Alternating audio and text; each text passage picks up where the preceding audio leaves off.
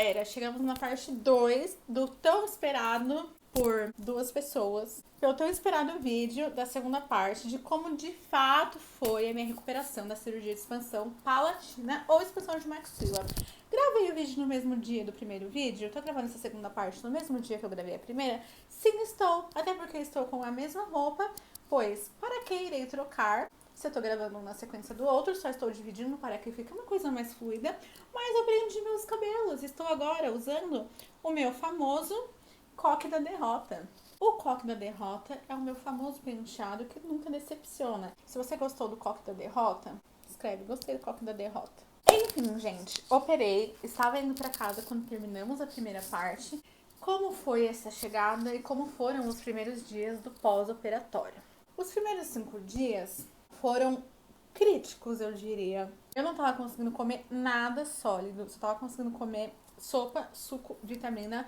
E não tô dizendo aquela sopinha com macarrão e carninha, tô dizendo aquela sopa que é só o caldo. E foi difícil, porque sou uma pessoa que aprecio muito a minha refeição.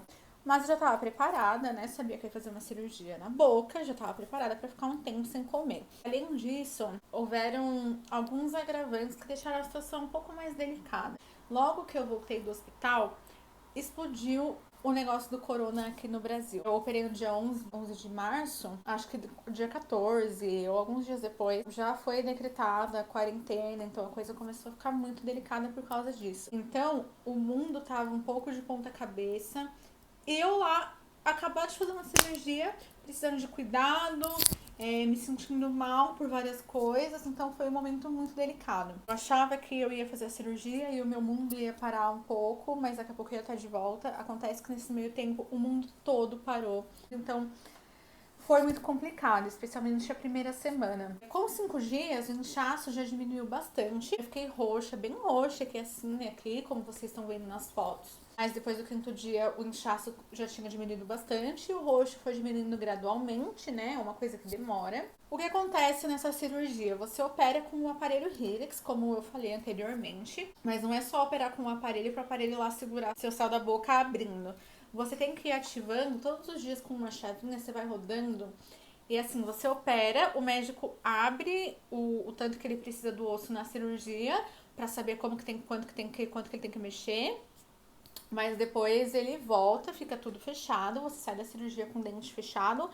Assim, eu digo fechado porque é o que dá pra ver nesse espaço, né? Então eu saio com esse espaço do hospital do mesmo jeito que eu entrei. Eu vou ativando depois de pouquinho por dia com o aparelho Helix. Então o aparelho, ele tá segurando a boca. Aí você vai ativando. Aí ele vai abrindo, vai abrindo, vai abrindo, vai abrindo.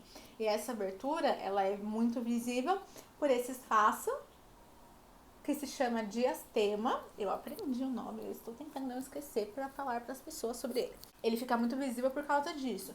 Só que na verdade tá abrindo tudo, não é como se estivesse separando só os 2 dentes da frente. Então dá pra ver desde já que o meu sorriso em cima, que era bem fechadinho, ele já tá mais aberto. Enfim, nos primeiros dias é difícil de comer, porque você não consegue mastigar, porque você não consegue abrir a boca. Inclusive, eu só conseguia comer com colherzinha de café, aquela pequenininha, porque minha boca não abria o suficiente. Com 8 dias depois, as coisas começaram a ficar um pouquinho melhores. Não só no sentido da cirurgia, mas também no sentido, assim, do mundo. As coisas começaram a ficar um pouco menos esquisitas. A gente foi começando a se acostumar com algumas ideias de que as coisas estavam mudando. Nessa altura, eu comecei a conseguir comer sopa de macarrãozinho, sabe? Aquela sopa que você faz com macarrãozinho bem molinho, uma batatinha bem molinha. E isso já me deu um ânimo muito grande, porque primeiro que eu adoro esse tipo de sopa, eu acho muito gostoso. Então, comer uma coisa gostosa, assim, não que o resto não tivesse gostoso, eram caldos e sopas gostosas, mas sabe do que eu tô falando, né? Comecei a comer alguma coisa assim, comecei a ficar mais alegre, mais contente. Nesse meio tempo, eu acho que com 5 dias de cirurgia, eu fui num retorno no buco, pra ele ver como tava a cicatrização. Ele me ensinou melhor a como ativar o Helix. Eu tive um pouco de dificuldade pra conseguir ativar, conseguir abrir a boca.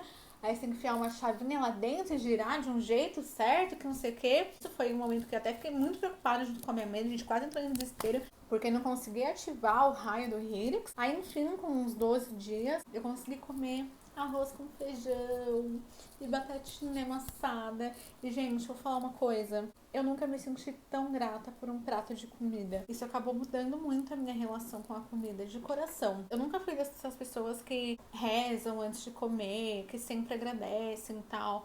Mas passar por essa cirurgia me fez mudar, assim, essa relação. Agora, hoje em dia, toda vez que eu sento pra comer, eu olho, assim, com um pratinho de comida tão bonito, seja o que for que eu estiver comendo.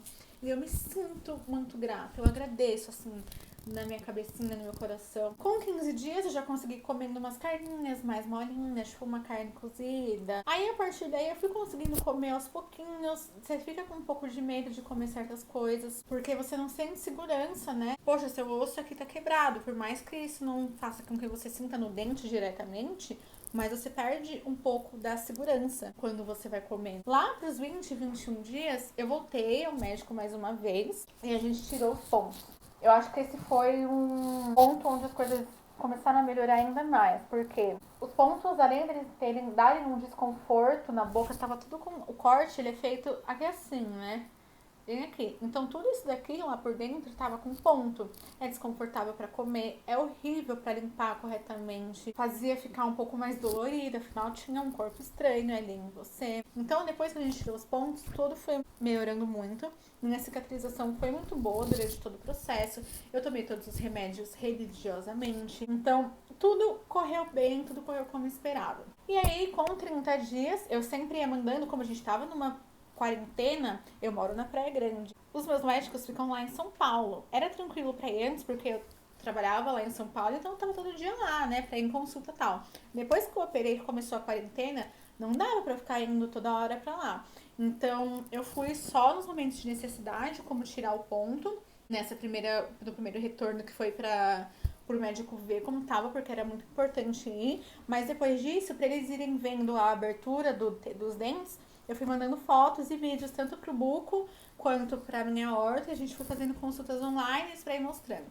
Até que chegou o um momento que ambos viram que tava, ambas, né, são as duas mulheres lindas que eu adoro, viram que tava ok a abertura, que elas já estavam no jeito que elas precisavam e falaram, me autorizaram a parar de abrir o Hyrax. Ou seja, a partir daquele dia a gente tava com uns 4 milímetros mais ou menos de abertura, que é do jeito que tá hoje. A gente parou de abrir e vai ficar com essa abertura até a próxima etapa. Até lá, a gente estima que são uns 3 meses. Vai ficar com essa abertura. Eu continuo usando o Hyrax até esses meses passarem. E o osso ir consolidando de novo e fechar. Aí a gente segue para a próxima etapa do tratamento, que é colocar um aparelho fixo para ir deixando tudo alinhado e preparar para a próxima cirurgia, que é a ortognática, que deve ocorrer no final desse ano. Porém, não sabemos se isso vai acontecer dentro do tempo que a gente planeja, né? Afinal, corona. Mas estimamos que sim. Ai, meu cabelinho, será que tá bonitinho? Será que tá apresentável? Gosto tanto do meu copinho. Enfim. Agora hoje, 2 meses quase depois da cirurgia, 1 mês e 20 dias mais ou menos, como que estão as coisas? Eu ainda tô um pouco inchada aqui na maçã do rosto. Isso é normal, de acordo com a minha médica, porque lá dentro tem um edema. O edema é um inchaço, em outras palavras. Tá inchado ainda lá dentro, foi muito mexido, né, na cirurgia, então é normal que esteja assim inchado. Quando eu acordo é onde eu mais percebo, porque geralmente eu acordo com o rosto dolorido, até porque eu durmo sempre de lado, esmagando o rosto. Eu acordo com ele dolorido, eu acordo sentindo que eu tô mais inchada do que o normal. Ao longo do dia vai diminuindo, né? Todo mundo acorda mais inchado, mas eu acordo mais agora por causa da cirurgia. Ao longo do dia vai normalizando, até ficar do jeito que tá agora, que é mais inchado do que é o meu rosto normal, mas beleza. Isso deve levar ainda mais alguns meses pra passar. Outra coisa que eu senti muito ao longo de todo o processo e foi uma das coisas que mais me incomodou. Eu posso dizer que eu tive muito pouquinho de dor nos primeiros dias e tudo, mas me incomodou muito a parestesia. Eu fiquei com toda essa parte aqui, ó, do lábio superior, no canto direito, aqui, metade aqui do nariz, fiquei tudo sem sensibilidade por vários dias. Por quase 1 mês eu não sentia nada daqui. Então eu ia comer, eu ia tomar alguma coisa, você sentia aqui, mas não sentia aqui. Fora que eu também não sentia toda a gengiva de cima. Então isso me incomodou muito. A parte de não sentir aqui era mais uma agonia. Agora a parte de não sentir a gengiva lá dentro era muito perigoso porque eu tinha que ter... Você acordou? Vem lavar com a mamãe? Tão perfeita. Porque... Até me perdi onde eu tava. Parestesia, né? Porque se eu não tomasse cuidado na hora de escovar, eu ia escovar muito forte, porque eu não tava sentindo, e eu poderia machucar. Então eu tive que ter muito cuidado com isso na escovação. Hoje, eu tô tomando algumas vitaminas pra ajudar a anestesia, a parestesia a ir melhorando. E melhorou, eu diria que uns 70%. Eu já sinto bem mais aqui, tudo aqui eu já sinto. Não sinto ainda 100% a gengiva superior. Mas beleza, a gente tá no processo. É normal que esteja assim ainda. A médica explicou que eles desse lado, eles tiveram que fuçar um pouco mais lá dentro. Então deve ter pegado mais o nervo, por isso que fica sem a sensibilidade, mas que vai voltando com o tempo. E se em caso de uma pessoa numa situação dessa ficar muito incomodada, tem até uns tratamentos de laser que dá pra ir estimulando e faz com que volte mais rápido. Como a gente tá na quarentena e eu não tô tão incomodada assim com isso mais e tá, eu tô vendo que tá melhorando, eu não vou atrás de laser nem de nada. Deixa aí voltando o tempo que estiver, enquanto isso eu só vou tomando as vitaminas que a médica passou, que vão ajudar. Agora, algumas questões gerais sobre esse processo todo. Uma das coisas que me preocupava bastante, além do processo da cirurgia em si, era o diastema, esse espaço. A expectativa que a médica tinha me dado era que esse diastema ficasse mais ou menos da largura de uma caneta, ou seja, quase o dobro do que realmente ficou. Então eu achei que ia ficar uma coisa muito mais gritante do que realmente está. Me preparei psicologicamente para isso, mas no final das contas ficou muito menos do que eu esperava. Eu acho que isso foi um facilitador para minha autoestima, para nada ficar muito mexido por causa disso. Isso é temporário. Quando eu tirar o Hyrax e passar a colocar o aparelho fixo, rapidinho já volta o diastema, o buraco fecha de novo. Então eu tô tranquila com isso, porque primeiro eu sei que é uma coisa temporária. Segundo, que ficou muito mais tranquilo do que eu achei que ficaria. E terceiro, que se ficasse muito mais aberto de que tá, e daí, gente? A alimentação hoje ainda é um pouco delicada. Eu já consigo comer de tudo, mas algumas coisas com cuidado. Por exemplo, eu consigo comer milho, mas eu não consigo morder direto da espiga, não sinto segurança, eu acho que é uma forçação maior sem necessidade. Eu consigo comer pipoca também, mas sabe aquele milhozinho que fica metade estourado, metade você tem que estourar, sem estourar? Que fica mais duro, eu sempre amei comer aquilo, mas hoje eu não tô comendo porque, de novo, é uma coisa que não tem necessidade de ser tão... Porque é muito duro e eu não sinto segurança pra comer. Então eu como a pipoca, mas eu não como esses milhozinhos. Sabe, eu consigo comer de tudo, mas com um pouco de dificuldade, mas nada que me impeça. Outra coisa, o Hyrax, ele faz com que a comida grude muito. Você vai comer macarrão, meu Deus do céu, parece que o macarrão dá a volta inteira, assim, no negócio. Então é chato pra comer. Mas também dá, você vai se acostumando com o negócio, né? Foco que ele vai sair daqui a pouco. Por conta de todos esses procedimentos, todos os meus dentes, eles estão assim, nada faz sentido, nenhum se encaixa com o outro. Eu tô no meio do processo, então nessa etapa, nada vai fazer sentido, nada vai se encaixar. Então a minha mordida não encaixa, então eu tenho que ver onde eu consigo morder cada coisa, assim.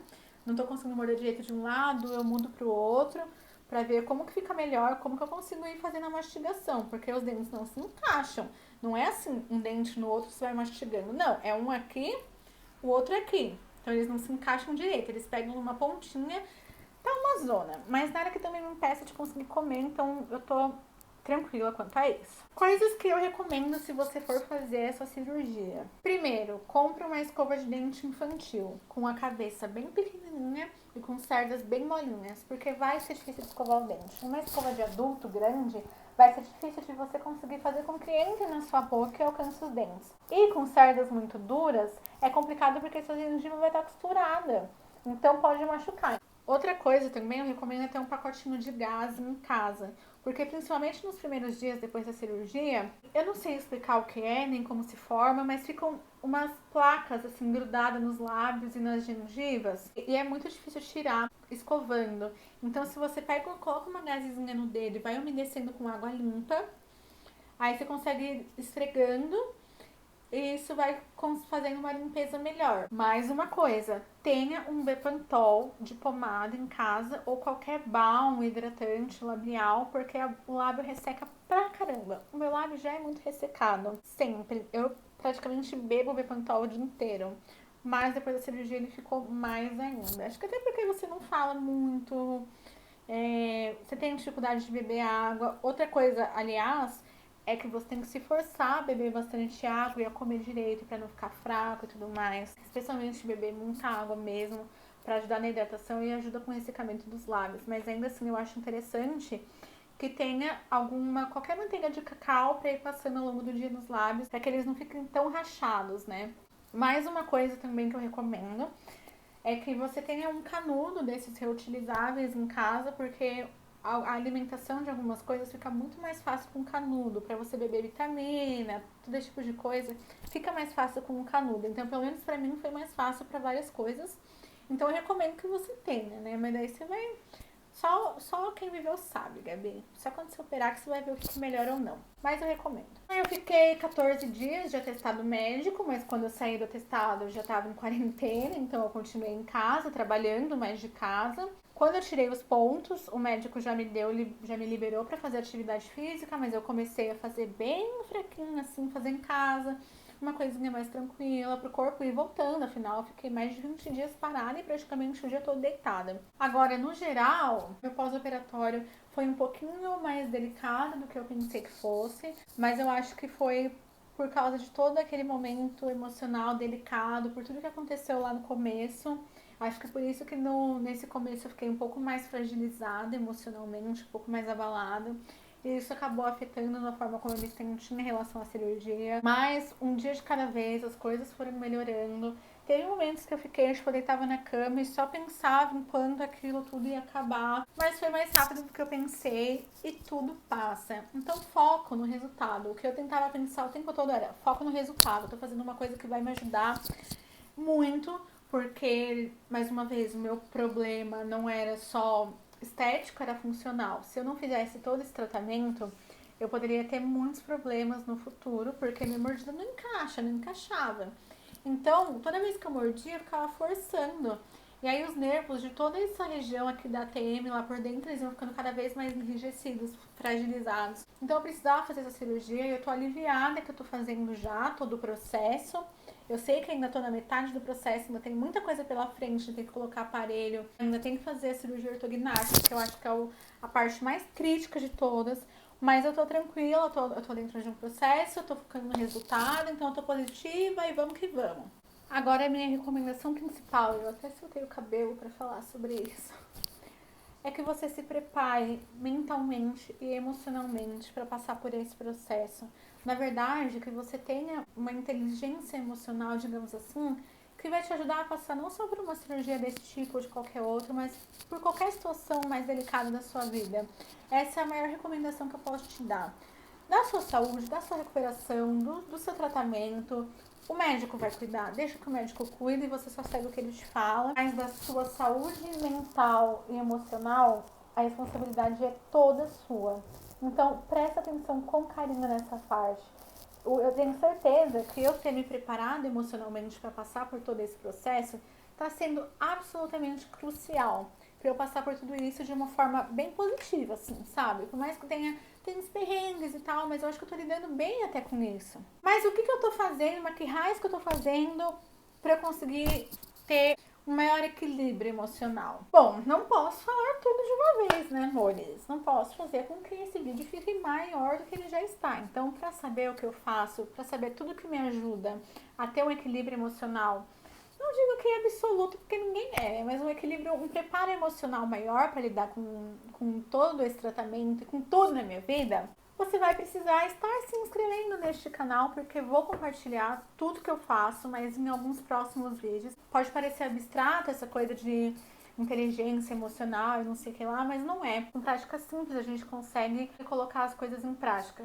Então, vou mostrar mais pra frente, se inscreve no canal, de verdade. Então, se você já fez essa cirurgia, ou se você vai fazer, ou se você, sei lá, tem alguma dúvida, deixa tudo nos comentários. Eu vou adorar conhecer a sua experiência, eu vou adorar fazer essa troca com você. Eu quero conhecer também a história de vocês.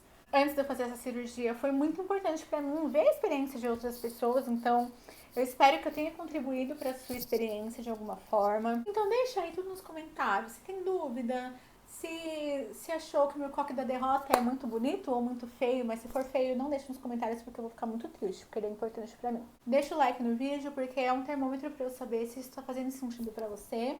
Ou pode mandar também tudo por direct lá no Instagram, Correia Fefer, que tá aparecendo aí na tela. Vai ser um prazer contribuir com tudo que eu puder e conhecer um pouco mais dos seus processos. Então, beijos e até os próximos vídeos, que não vou dizer quando é porque não sei, mas estaremos aí. Quem se inscreveu vai saber, quem não se inscreveu vai chorar. Ou não vai nem se importar, né? Tchau, gente!